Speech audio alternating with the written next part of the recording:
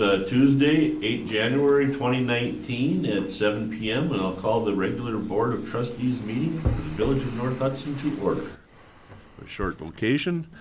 Lord, we live in a nation that is free to elect those chosen for public office. We confess that the servants who are chosen are there with your approval. Let us faithfully support those elected to office, giving honor to their position. Let us help them fulfill the obligation and responsibility for our nation. With prayer and understanding, let us unite ourselves in one purpose of living a life in God we trust. Roll call. Trustees Leaf. Here. Matz. Here. Nelson. Here. Pike. Here. President Wecken. Here. Trustees Zeiss. Here. Zappa. Okay. Item 2, review and approve minutes from the regular board meeting of December 4, 2018. Is there a motion? Stan, could I move to approve the minutes from December 4, 2018? Thank you, Kirk. Is there a second? Second. Thank you, Kathy.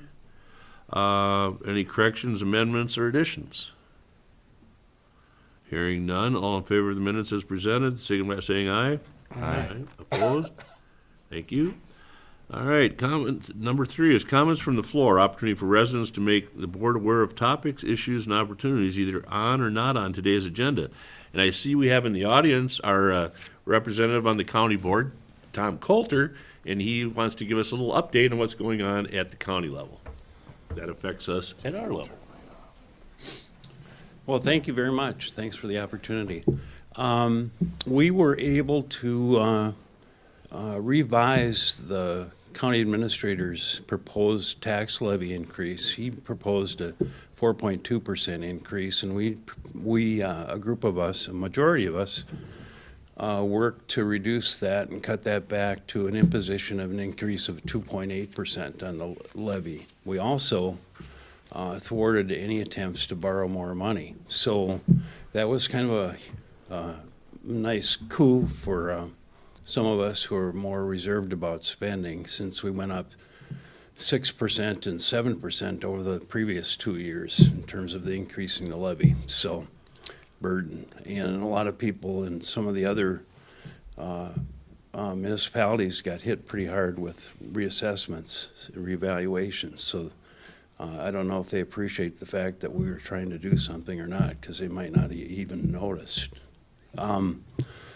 The other thing that we're hoping to get done in terms of the future agenda is we hope this year that we'll be able to get final approval for our nursing home, the new capacity there. We have 108 beds there, 58 of which are brand new. We're hoping to get approval from the federal government. We're anticipating in May now, although it's unknown, to so we're able to admit Medicaid and Medicare reimbursed patients. At the moment, 58 beds of the new capacity are limited to private pay patients exclusively. And so anyone who wants to go to the county home and have one of those units has to demonstrate the ability to pay at least 2 years worth of care. So in those 58 beds, we only have 17 of them occupied as of the last census I saw. So we're hoping to get that done in May. This is all a result of some regulations implemented in 2014, actually before we pulled the trigger on building a new home, but I don't think the regulations were even written at that point. So it's kind of we're a guinea pig in this whole process. So, and it's not turning out the way we wanted it to. So we're hoping to get that resolved.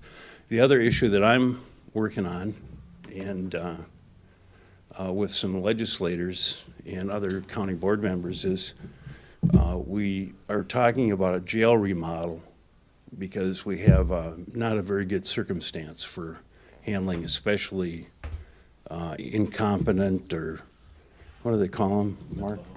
Yeah, mental health patients, and I forget what they call them. They're not incompetent, but when they're not at any rate, people that have diminished mental, emotional capacity, and the state doesn't have enough accommodation for them.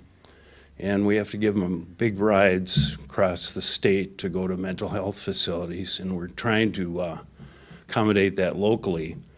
Rob Staffsholt has been very active on this issue, and he's introducing some proposal to fund a pilot program for facility in the region to accommodate several counties so that we don't have to haul these people uncomfortably so across the state, 5-hour trip. And we're mandated by state laws to do that sort of thing. We're not allowed to keep them here. So without doing that, getting them treatment over there. So the jail remodel could help a lot. The good news is the highway building is right now slated to come in at $2 million under budget. And so that's borrowed money, which I hope to preserve for paying off that loan on that building. But we also have the old highway facility, which is estimated to net the county when we sell it $2 million as well. So we're hoping to use that money then, an cash asset, to help with the jail remodel and create a better accommodation for people that have these struggles. So that's all really that I have at the moment. So appreciate the opportunity. Much appreciated, Tom. Anybody have any questions for Tom before he goes and sits down? Questions about anything going on in the county? Okay. Okay, thank you. Okay. Item 4 is, there's a national group, and they've recognized for last several years the third week in January as a National School Choice Week. And they've asked different municipalities, I know the full Senate and the full House of Representatives has recognized it at the national level. And so I thought that we have good schools in the area. We have both private and public.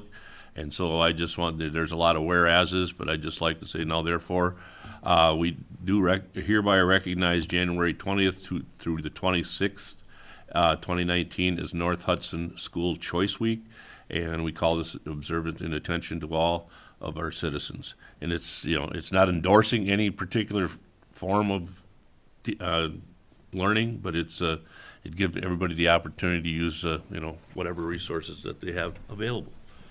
And so that's a proclamation. So we need a approval. Paul? Mm-hmm. So is there any questions or comments about this? First of all. Do we have any private schools in North Hudson? As far as private, I'm thinking like homeschools. Yeah, I know some people that homeschool, and I don't know if we can get any more private than that. That's a true story. And I'm no expert on it, but that's what I was assuming. Yeah, because it's a pretty broad brush that they do with the whereases and whatevers, but we do have. The very good North Hudson, elementary school, and I know some of the homeschoolers and stuff. So, is there any other comments or questions? Hearing none, all in favor of the proclamation, signify by saying aye. Aye. Opposed? Okay, thank you. New business from the board, the president's comments. On the agenda, down near the end, we could go into closed session to discuss the EMS. I mean, everyone knows that's watched anything around here. The EMS has been an issue for quite some time. I am on one of the committees. We met yesterday afternoon, and that was to discuss the RFP for the EMS. There was 4 different groups that presented proposals to be considered to run the EMS service. At the meeting yesterday, 2 of those groups were eliminated because one was for cost and the other was because the transfers out of Hudson are now being taken by the Lakeview and the Health Partners organization, which owns Lakeview as part of, and so is Hudson. So they're taking those. So, but Hudson, St. Croix EMS, and Lakeview are the 2 proposals that are still being discussed and looked at. Hudson had 3 different proposals that they offered. 2 of them, Well, they were all at varying costs to the municipalities or wherever. The first one was for free, but there was gonna have to be an 80% increase in the charges. So, was a substantial amount, and those are all still being discussed. There's even a discussion that they might try to join with New Richmond as part of the EMS coalition that they have up there. There's 13 different towns and townships, in the city of New Richmond is included, that have a group that runs the service up there. They're not sure if they're interested in having us join them or not, so that's being discussed. And Lakeview is they're a user pay. If you, if there would be no cost to the village, and if you use the service, they would charge you and your insurance companies for the service that they provide. So right now, there's no decisions being made. We have the next meeting we have to discuss it is, I think, for the 4th of February. So that's my update. And just for those folks at home, if anybody was trying to send emails to any of the trustees, we've just had a server change, and we've been experiencing technical difficulties in receiving emails. So if we haven't responded, it's not because we're not interested. It's because we haven't got them in our inbox yet. So hopefully that will be resolved by tomorrow. And if you have any questions, or you're frustrated and can't get a hold of us, please call the village hall, talk to Jess or Melissa or anybody here, and we'll hopefully be able to straighten out any problems. Okay, Melissa. Just an announcement that there will not be a spring primary in February. So the next election will be the spring election on April 2nd.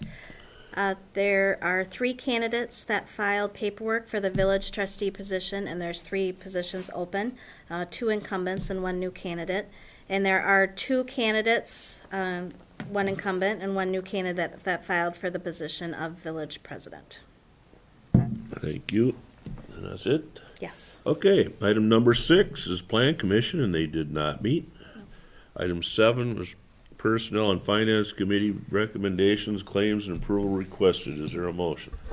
Stan, can I move to recommend the board to approve the December 2018 non-recurring claims of $55,579.89 and January 2019 non-recurring claims of $2,282.80.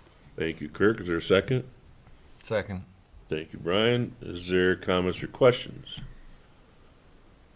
Hearing none. Is claims approval, Kirk? You need one more person. Yes, I mean, Tim Zeiss. Tim. Oh, Tim. Oh, geez, I skipped Tim. He's so quiet down there. Sorry, All Tim. right. After Tim, yes. Yes. Yes. Yes. Yes. Yes. Missed him. Okay. B, the 2019 staff and equipment service rates approval requested. Stan, can I move to approve the 2019 staff and equipment service rates? Thank you, Kirk. Is there a second? Second. Thank you, Kathy. Is there comments or questions? Hearing none. It's a cost thing. Kathy? Yes. Yes. Yes. Yes. Yes. Yes. And yes. Thank you. Item C is the union contract for the police. They have not met, and so we're taking that off the agenda until they have met and we have some to act on. Number 8 is Public Works Committee recommendations. Chair update, Brian? Stan, we met, just a couple items I'm not sure if we officially said, but the salt shed was completed and came in under what we had requested.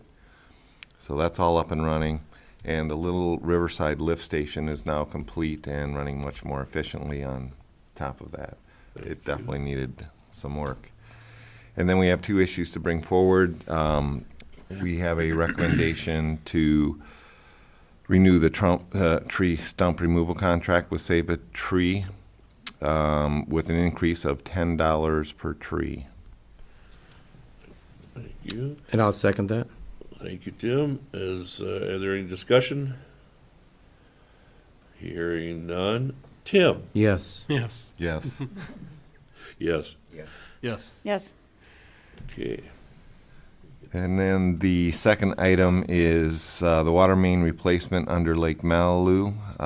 Public Works received some more information about the timing of that project, and we had brought it to you before to hold off till 2023, but there's a DNR request that came forward to have it done by 2021. And so Public Works is recommending the village to replace the water main under Lake Malibu by the end of 2021 in coordination with the city of Hudson, with funding to be determined by the village administrator and not to exceed $200,000. Second. Thank you, Bill. Any questions or comments on this? Hearing none, I think it's Kathy's turn. Yes. Yes. Yes? Yes, Yes. Yes. Okay, that's all I have, Stan. that's all you got. And number 9 is public safety. Mark? Stan, we didn't meet last month. Did not meet, okay.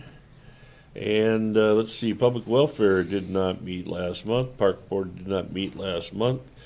We do not have to go into a closed session. And so item number 13 is we are adjourned at 7:17.